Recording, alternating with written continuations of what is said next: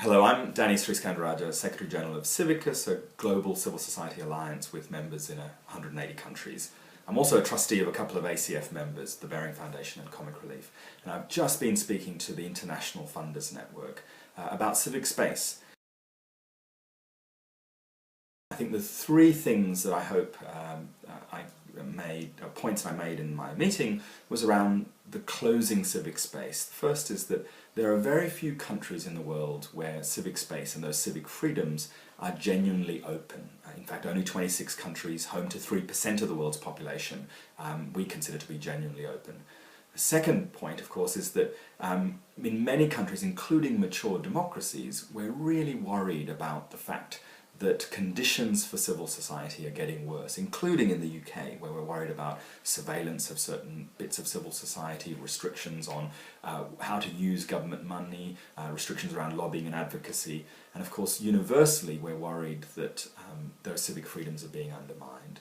And the third point I try to make was around the unevenness of civil society. There are of course some really well-resourced, healthy bits of civil society, but for many actors in civil society, getting access to resources is proving incredibly difficult and getting more difficult. So if you take together the fact that there are these shrinking spaces for civil society to organise, as well as resourcing constraints, it's a rather problematic picture.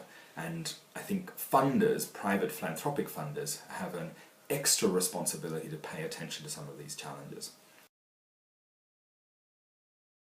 So the three things I urge funders to do are, first, be aware of the scale and nature of this challenge. If you're interested in the civic space aspect of it, please have a look at the Civicus website and a tool that we call the Civicus Monitor, where we look in real time at conditions for civil society in 195 countries, of course including the UK. So I think it's really important that funders understand the nature, the complexity, sometimes the contradictions and tensions in the issues around civic space.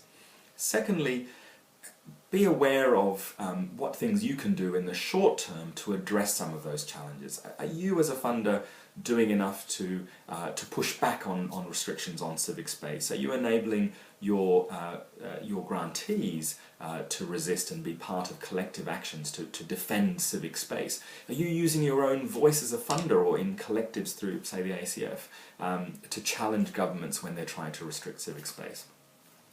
And the third issue is around the long game here, I think, which is if we are to build a robust, independent, vocal and diverse civil society, then I urge funders to think about how their grant making is going to help shape that. If we spend too much of our time just looking at particular projects, particular programs, particular grants, then we might lose sight of the fact that we need to build that robust, independent, vocal and diverse civil society. And I really hope that you think through the impacts of your own activities on supporting and nurturing a healthy civil society. Thank you.